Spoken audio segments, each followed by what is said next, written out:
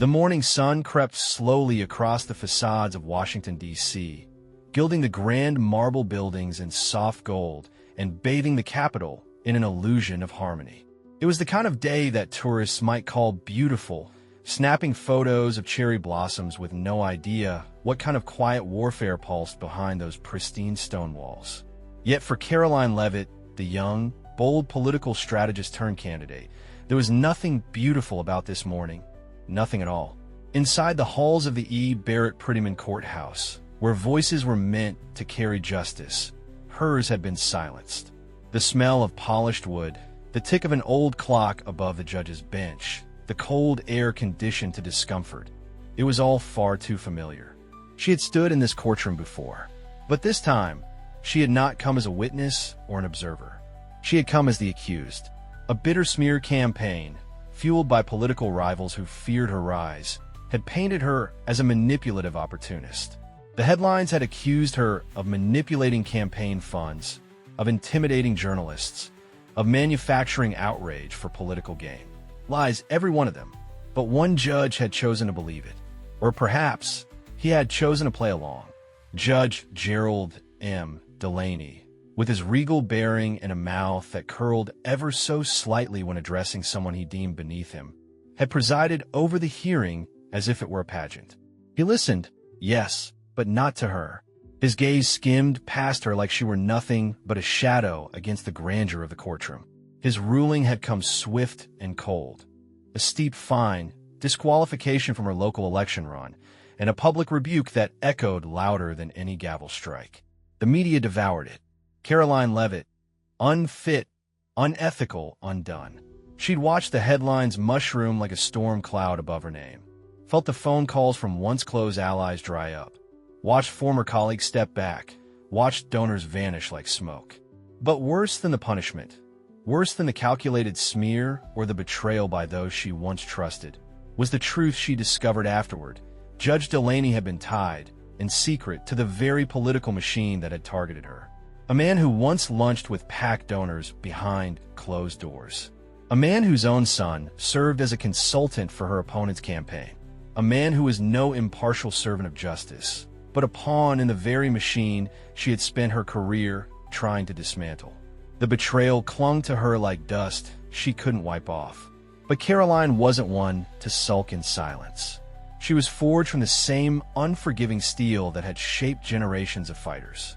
Raised in a blue-collar New Hampshire town, she knew what it meant to stand up when everyone else told you to sit down. Her father was a firefighter, her mother, a nurse. Truth mattered to them, not headlines, not power. So as the courthouse door shut behind her that day and her heels clicked across the stone steps, she made herself a silent vow. She would not stop. They could strip her title, drag her name through the dirt, and laugh as she bled in the court of public opinion, but she would rise, and she would make them regret ever underestimating her. And that's when the first seed of an idea began to take root. Not an outburst, not a press conference, but a reckoning. Karoline retreated from the spotlight, not in defeat, but in design. The pundits wrote her off as finished. Her opponents rejoiced, thinking her silence was surrender. But they didn't understand her silence was merely the wind drawing back before the storm.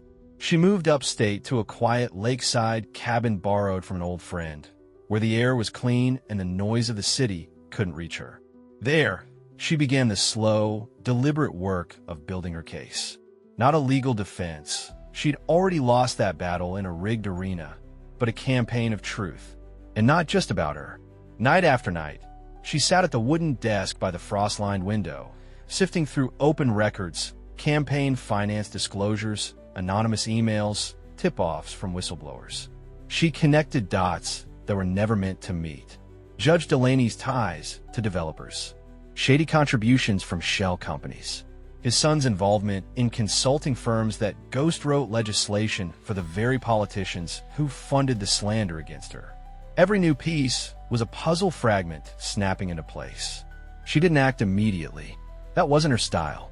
Instead, she waited. She built. She studied the movements of her opponents like a chess master analyzing the board. And when the time was right, she began to reach out. Quietly, discreetly, To the few journalists who still value truth over clicks. To independent investigators who'd been blackballed by the establishment. She provided them what they needed, not to take revenge, but to expose corruption. Her revenge would not come as a scream, but as a revelation. One brisk November morning, Karoline sat with a former prosecutor-turned-whistleblower in a secluded diner off Route 16.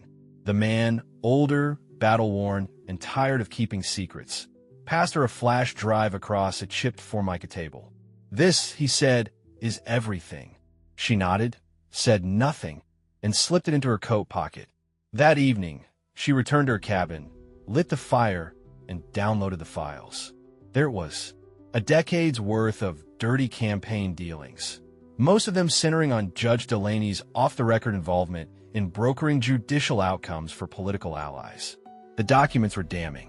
Names, dates, emails, audio files, proof not just of bias, but of calculated manipulation of the legal system. Karoline stared at the screen as the flames crackled behind her. She didn't smile. This wasn't about joy. This was about restoring the truth. In a world designed to silence people like her, she had unearthed the very rot that hid behind polished oak benches and ivory gavels. But this wasn't the final step. It wasn't enough to expose the truth. She had to do something more, something unforgettable, something that would resonate far beyond her own story. She poured herself a cup of coffee, set the flash drive beside her, and began writing a speech, not for the courtroom, not for television, but for a new campaign. Not for office, but for justice.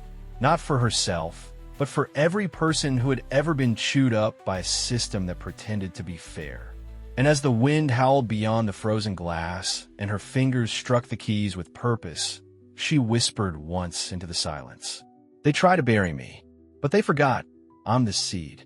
The first snow of December painted the hills of New Hampshire in silent white, a pristine canvas that concealed the war quietly unfolding behind the scenes.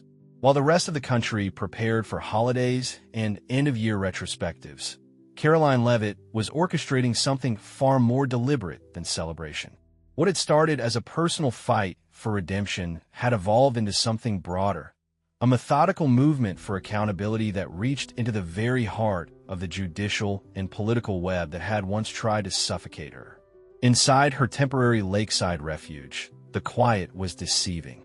The fireplace crackled with rhythm, and the scent of pine lingered from a wreath she'd hung more out of habit than festivity. But her focus was singular, unwavering.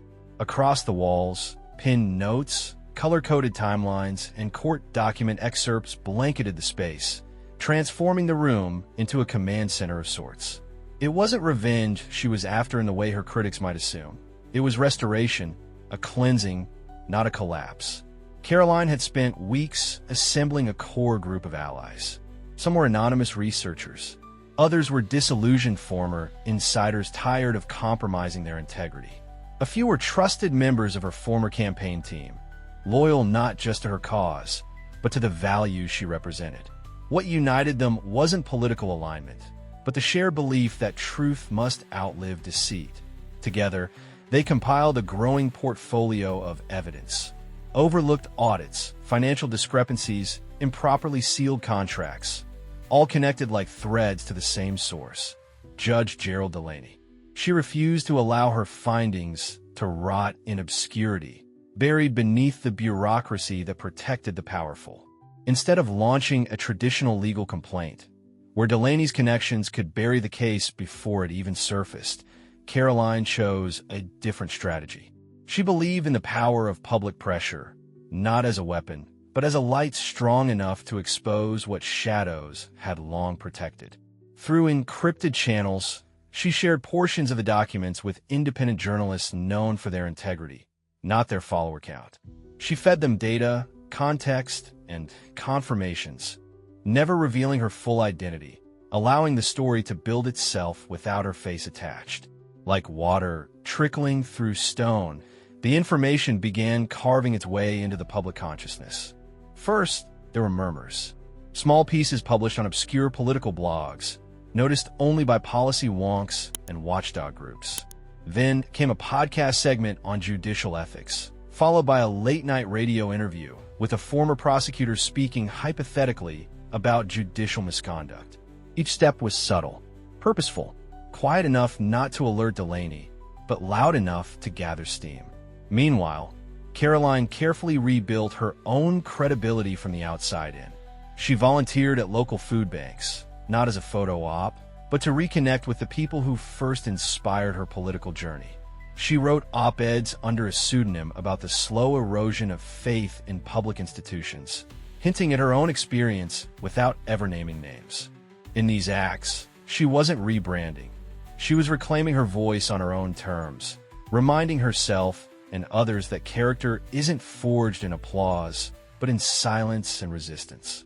But even as the public slowly awakened to the scent of corruption wafting from the court, Karoline knew she had to deliver a moment, a truth so undeniable, so irrefutable, that it would shatter the wall Judge Delaney had built around himself. A single moment that would pivot the story from speculation to revelation. That moment came through an unexpected ally.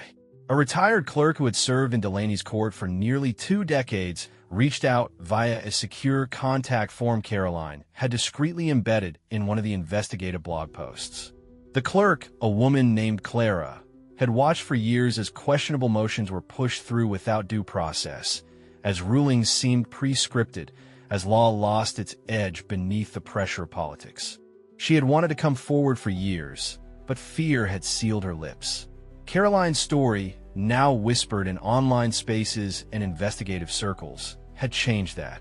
Meeting under the cover of anonymity in a remote cafe outside Concord, Clara handed Karoline a leather-bound notebook that shook her to her core. Inside were handwritten notes, case numbers, dates, and a careful log of inconsistencies going back nearly a decade, many of them corresponding directly with contributions made to PACs tied to Delaney's allies. It wasn't just evidence. It was a map through a maze of corruption. Karoline didn't cry. She didn't shout. She didn't even speak as she turned the pages, one after another, watching the names of people she'd once campaigned beside emerge in black ink alongside the quiet notation of favors exchanged and justice derailed. And then she reached a single entry that stopped her cold. Her name. It wasn't detailed. Just a date. A case number. A scribbled note. Spoke with campaign. Disqualify. Strongly encouraged. The truth she had suspected all along wasn't just validated. It was etched in a history by someone who had nothing to gain from lying. She felt a hollowness sweep through her, not out of despair, but out of grim confirmation. This wasn't paranoia. This wasn't politics. This was betrayal institutionalized. This was injustice served beneath the seal of the state. With Clara's permission, Karoline digitized the notebook and shared it with the journalists who had already begun the slow burn of the story. But this time, she allowed her name to be included. Not in the headline, not as a victim, but as the source. She didn't want pity. She wanted accountability. Within 48 hours, the national spotlight shifted. A major independent news outlet ran a headline that read, "Judge linked to political favors. Insider logs reveal pattern of corruption." Though carefully worded, the article left no room for misinterpretation. And buried within it, without fanfare or flourish, were the scanned images of the clerk's notes. Handwriting clear, dates verified, motivations laid bare. The public reaction was immediate. Social media erupted. Hashtags demanding accountability for judicial corruption trended within hours. Television anchors scrambled to rewrite segments. The Department of Justice announced a preliminary inquiry. The tide was shifting, and yet Karoline didn't watch the headlines with glee. She didn't bask in vindication. Instead, she walked along the frozen edge of the lake that evening, her coat pulled tight against the wind, her thoughts as heavy as the clouds above her. This victory, if it could be called that, wasn't sweet. It was necessary. It wasn't about revenge. It was about truth forcing its way through the cracks of denial. She had been silenced, discredited, humiliated, and still she rose, not to destroy, but to demand better. Not just for herself, but for every voice that had been muffled in the corridors of so-called justice. And in that clarity she realized something deeper. What had begun as a personal battle had transformed into a movement, not led by her, but lit by her. A fire passed like a torch, igniting others who had long felt the same chill of indifference from those who claimed to serve the people. She returned to the cabin that night, sat before the fire once more, and began writing a letter. Not to Judge Delaney, not to the media, but to the people who had believed her even when there was no evidence, who had whispered encouragement in passing, who had mailed small notes to her campaign's old address, saying, "We still believe in you." The letter was not defiant. It was grateful. It was honest. And at its heart was one sentence that said everything she had come to believe. They can twist the rules, rig the game, and dim the spotlight, but they can never extinguish the will of someone who refuses to quit. The morning after the revelations broke across the national press, Washington awakened not to the sin of power, but to the sting of exposure. In offices lined with portraits of former judges and cabinet members, the silence was louder than the usual hum of morning meetings. The air, once thick with indifference, now vibrated with a collective unease, as if the city itself sensed that one of its own had been unmasked. Inside the marble towers of the Judicial Oversight Committee, chairs were pulled closer, coffee mugs left untouched, and whispers carried across mahogany desks like warnings in a crumbling temple. Judge Gerald Delaney, long considered untouchable, had become the centerpiece of a scandal that was growing faster than anyone could contain. His face, once stoic behind the bench, now appeared in pixelated close-ups on every television screen, flanked by headlines that no longer bowed to his title. Karoline Leavitt watched none of it. She didn't need to. Her role was not that of a spectator, but that of a catalyst. And she knew that when the truth hits the right nerve, the reaction is never quiet. Instead of basking in the public outrage or capitalizing on the media frenzy, she focused on something deeper. She understood that exposing one man would mean nothing unless it disrupted the very structure that had allowed him to flourish for so long. Her goal wasn't to topple a name.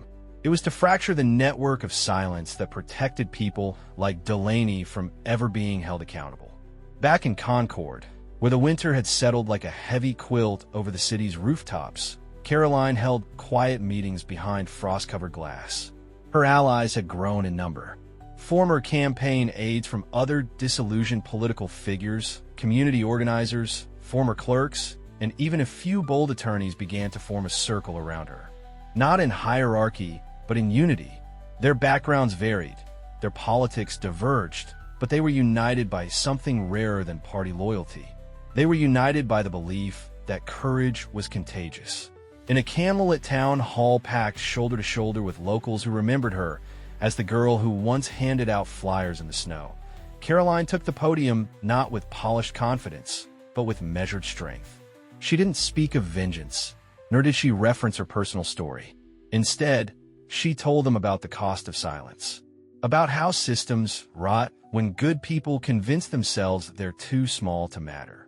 And when she finished, the room stood, not with applause born from spectacle, but with the reverent stillness of people finally seeing themselves reflected in the fight.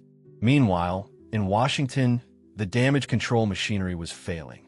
Judge Delaney, once revered for his eloquence, canceled public appearances and retreated behind press statements written by attorneys who refused to answer direct questions. But the silence only deepened suspicion. Every attempt to deflect was interpreted as confirmation. Every lawyer's denial felt like another layer of the mask peeling off. More whistleblowers stepped forward, quietly at first, then in clusters. A former aide who had once handled campaign donations under Delaney's name came forward with copies of emails and internal memos that painted a disturbing picture of influence trading disguised as judicial guidance. A local reporter unearthed a sealed case that had mysteriously been reassigned to a more sympathetic judge after a closed-door meeting. Each new piece fell perfectly into the puzzle Karoline had constructed months earlier in her lakeside cabin. The headlines no longer asked if Delaney was corrupt.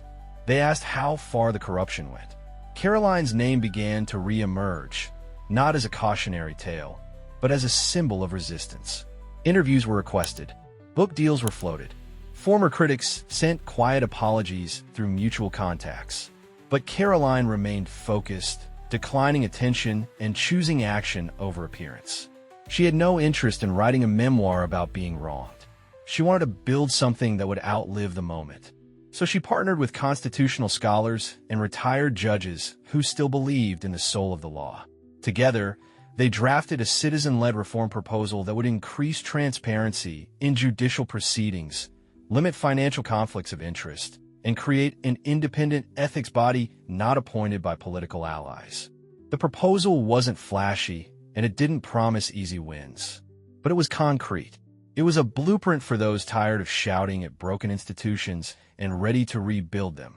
The plan was submitted to the state legislature with signatures from community leaders, civil rights attorneys, and over 100,000 citizens who had read the story and refused to be passive. Within weeks, similar versions began circulating in other states. The movement was no longer Karoline's alone. And yet, the true shift came not from documents or proposals, but from one unexpected source, the courtroom. In a packed hearing broadcast live across multiple platforms, Judge Delaney was summoned not to preside, but to answer. For the first time in his career, he stood not behind the bench, but beneath it, flanked by attorneys who could no longer shield him from the weight of the evidence. The clerk's handwritten logs, the internal memos, the campaign finance trails, they were all entered into the public record. Karoline did not attend the hearing. She watched from a quiet office, alone, the curtains drawn, her hand resting gently against her heart. The camera focused on the judge's face as the questions came, slow, sharp, and relentless. Each time he attempted to deflect, the documents spoke louder. Each evasion fell flat beneath the paper trail of his own deceit. He was not sentenced that day. The process would stretch out for months, as these matters often do. But the illusion of his authority had collapsed in real time, witnessed by millions. That was a punishment in itself, and Karoline knew it. After the hearing, her phone vibrated with messages. Praise, gratitude, some apologies from those who had once abandoned her without a second thought. She read each one, but responded to none. Instead, she sent a single message to her team, written with quiet clarity. Now we rebuild. Because while revenge might feel sweet in the moment, true justice echoes louder when it becomes the foundation for something better. She had never wanted to destroy Judge Delaney. She had only wanted the truth to be heard, not buried. And now that it had, she was free to move forward without bitterness, without resentment, and without fear. That evening, she walked through the snow-covered streets of her hometown, where Christmas lights blinked gently across wooden porches and children built snowmen without any sense of the storm that had just passed. The cold air stung her cheeks, but she didn't pull her scarf tighter. She welcomed the bite, because it reminded her that pain is part of the process, but clarity always follows. Snow had blanketed the capital with a deceptive calm, coating every building and avenue in soft white silence, as if winter itself were trying to hide the bruises left behind by scandal. But Karoline Leavitt, now the reluctant face of reform, knew that beneath the stillness, the system had not changed. It had merely flinched. Though Judge Gerald Delaney had been disgraced, removed from court assignments, pending full investigation, and stripped of the prestige that once made him feared, the gears of power he had long operated still turned. Quietly, cautiously, but persistently, those with something to lose had begun to circle their wagons, whispering warnings behind closed doors, calling for a return to civility and stability. Their polite words nothing more than veils for retreat. The reform package Karoline had helped draft, clear, methodical, and grounded in constitutional integrity, had advanced swiftly at first. Public support was overwhelming. Petitions flooded in. Editorial boards reversed long-held positions. For a moment, it felt as if change was not only possible, but inevitable. And then, the committee hearings began. Inside stately rooms lined with flags and framed oaths, men and women with rehearsed smiles began dissecting the proposal not for its merit, but for its threat. They didn't challenge the facts of judicial misconduct. Those had already been proven in public. Instead, they questioned the process, the timing, the precedent. They spoke in long sentences filled with concern and caution, never anger, never opposition, but always resistance. Karoline recognized the tactic immediately. Delay, dilute, discredit, not through attack, but through exhaustion. She attended every hearing, sitting in the back row with a yellow legal pad and eyes that never blinked. She watched as politicians who had once praised her courage now used parliamentary tricks to slow the vote. She heard the subtle shift in their tone, from calling her brave to calling her ambitious, as if the desire to right a wrong had mutated into a personal obsession. But Karoline had never been naive. She knew that victory in politics was rarely about the truth alone. It was about endurance. And the machine she had rattled would not fall easily. It would disguise its fear as pragmatism and wrap its self-preservation in the language of caution. And so, she prepared herself not for another headline, but for a long war of attrition. The first real blow came quietly. Late one evening, an amendment was introduced by a senior legislator, one who had previously voiced strong support for reform. The amendment rewrote the bill's central oversight mechanism, replacing the independent body with a panel appointed directly by the legislature's Ethics Committee, one already stacked with loyalists. On paper, the bill would remain. In practice, it would be rendered toothless. Karoline sat in silence as the amendment passed by a narrow margin during a closed-door session. Cameras weren't present. Reporters weren't notified. Only insiders knew, and they had ensured the public wouldn't understand what had been stolen from them until the ink had already dried. That night, Karoline didn't sleep. She stood at her window, watching snow fall under the amber glow of the street lamp, her reflection barely visible in the glass. She had not come this far, suffered so much, only to watch the truth be strangled in the same corridors that had once silenced her. Yet this was not just her fight anymore. It belonged to the people who had lent her their trust, to the families whose cases had been mishandled, to the young attorneys who still believed that justice was more than ritual. She had a choice. She could walk away, letting her name remain intact, stepping back while her cause faded quietly into a diluted statute no one would enforce. Or she could push harder, risk everything again, and force the confrontation that those in power had hoped to avoid. The next morning, Karoline made her decision. She called a press conference, not at the state capitol or a news studio, but on the courthouse steps where Delaney had once issued his ruling against her. The air was biting cold, and snow flurries danced across her coat, but she stood beneath the stone columns with the same unwavering clarity she had once brought to campaign rallies. Her voice, though calm, carried the weight of exhaustion forged into purpose. She told the crowd about the amendment, what it truly meant, what it stripped away. She explained, in simple language, how a bill once meant to empower the people had been gutted by those who feared it. She did not accuse names. She did not raise her voice. But her words hit harder than any outrage ever could. She reminded them that corruption is not always loud. Sometimes, it wears a suit and speaks softly while it rearranges the furniture to suit its comfort. And sometimes, it smiles as it quietly unplugs the microphone. That speech, recorded on a single handheld camera by a college journalist, went viral within hours. Not because of production quality, not because of theatricality, but because of truth, delivered without bitterness, without calculation, and without begging for attention. Emails flooded the legislature. Petitions doubled in signatures. Local news anchors, usually cautious with tone, began calling the amendment what it truly was, sabotage. And yet, behind the scenes, Karoline was warned again. Allies sent quiet messages. Her future in politics, they said, was now uncertain. She was making too many enemies, burning too many bridges. She would be labeled uncooperative, too emotional, impossible to manage. These warnings didn't shake her. They simply confirmed something she had already known. The system didn't fear chaos. It feared conviction. A week later, she returned to testify one final time before the full chamber. She stood at the center of a semicircle of lawmakers, most of whom wouldn't meet her gaze. Her voice didn't rise. Her gestures didn't dramatize. She simply stated a fact.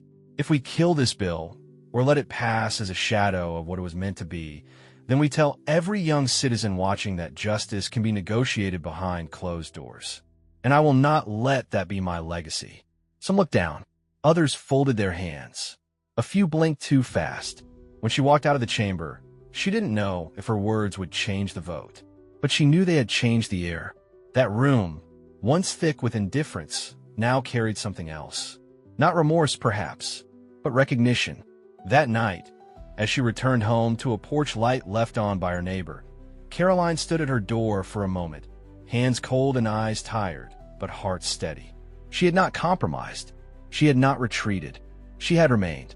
And in this era of noise and shadows, that was in itself a kind of revolution. Winter had begun to loosen its grip, though the cold still lingered in the mornings, its breath whispering across sidewalks dusted with salt and ice.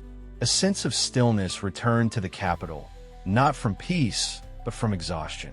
The storm Karoline Leavitt had stirred had finally reached its peak, and now, in the softened quiet, the consequences began to unfold like dawn brushing away the shadows of night. Inside the State House, under the weight of mounting public pressure and persistent media scrutiny, the legislature revisited the diluted reform bill. Lawmakers, once comfortable behind closed-door amendments and procedural games, found themselves under intense scrutiny from constituents who now understood exactly what was at stake. Every line of red ink added to the bill in secrecy had been made public. Every attempt to weaken it had been exposed. And on a chilly Friday morning, with little ceremony but immense significance, the revised reform bill, restored to its full, original strength, passed the vote with a narrow but undeniable majority. Cheers erupted outside the chamber, not from politicians, but from citizens who had gathered in the courtyard, bundled in scarves, holding signs that read, "Justice doesn't flinch, truth is not optional, and we remember what you did to her." Karoline stood among them, not at the front, not at a podium, but off to the side, quietly watching with her hands clasped in front of her coat. She felt no need to speak that day. The people spoke for her. The law, as imperfect and belated as it was, had finally bent in the right direction. And she, for all the pain she had endured, had not been at all. But the story did not end with a vote. A week later, the Judicial Oversight Committee formally announced that Judge Gerald Delaney would be removed from the bench, stripped of his title, and barred from any future legal or political position in the state. The announcement was delivered without ceremony. No press conference, no farewell statement, just a line in the record stating he was no longer fit to serve. Karoline received the news while walking through the quiet woods behind her childhood home in New Hampshire, where snow still clung to the roots of trees like white lace. Her phone vibrated in her coat pocket, but she didn't rush to read the message.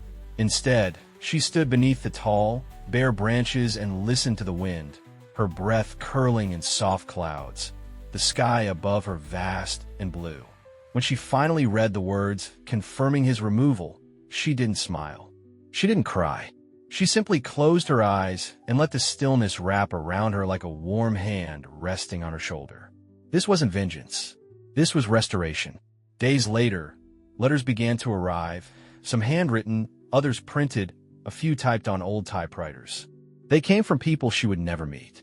A retired schoolteacher from Oklahoma wrote that her brother's wrongful conviction had haunted their family for decades, and Karoline's fight had made her feel seen.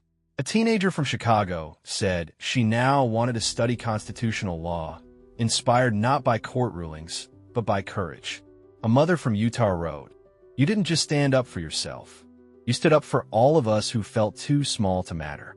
Karoline read each letter with reverence, saving them in a carved wooden box gifted to her years earlier by a campaign volunteer. She didn't answer them all, but she remembered every name. Though the storm had passed, her life didn't return to what it had been before. She knew it never would. The offers came, book deals, television features, advisory roles. She accepted none. What she wanted now was not to capitalize on the moment, but to protect its meaning. She accepted an invitation to guest lecture at several universities, not as a celebrity or political figure, but as someone who had walked through fire and come out not burned, but refined. Her lectures weren't about winning. They were about persistence. She told the students that integrity isn't a posture. It's a choice made every day in silence, when no one's watching and the stakes are everything. And slowly, something shifted in her. Not the fire that drove her, but the way she carried it. She no longer needed the spotlight to shine. She had become a light of her own.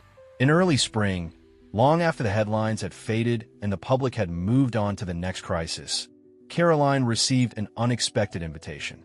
The National Bar Association was holding a forum on judicial ethics and reform, and they wanted her to speak, not as a witness or a victim, but as a changemaker. She hesitated at first. She had promised herself she wouldn't chase the stage. But after rereading one of the letters she had received from a young law student who had nearly dropped out after witnessing corruption firsthand, she agreed.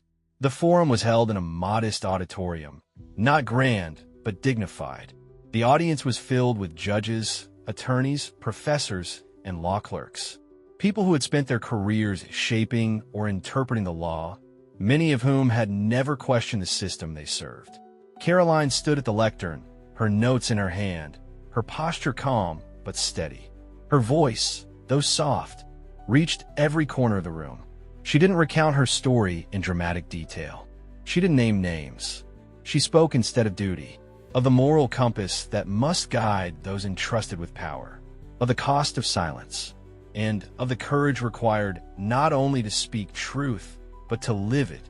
The audience, at first reserved, sat forward in their seats. Some scribbled notes. Others simply listened, hands folded, eyes fixed on her. She didn't ask for applause, and when she finished, there was none. Just silence, deep and thoughtful. The kind of silence that lingers not from hesitation, but from recognition. Later that evening, as she walked back through the city's quiet streets, the sky above her deepening into dusk, Karoline felt no triumph, only peace. She had not set out to win. She had set out to endure. And through the endurance, she had uncovered something greater than vindication. She had uncovered purpose.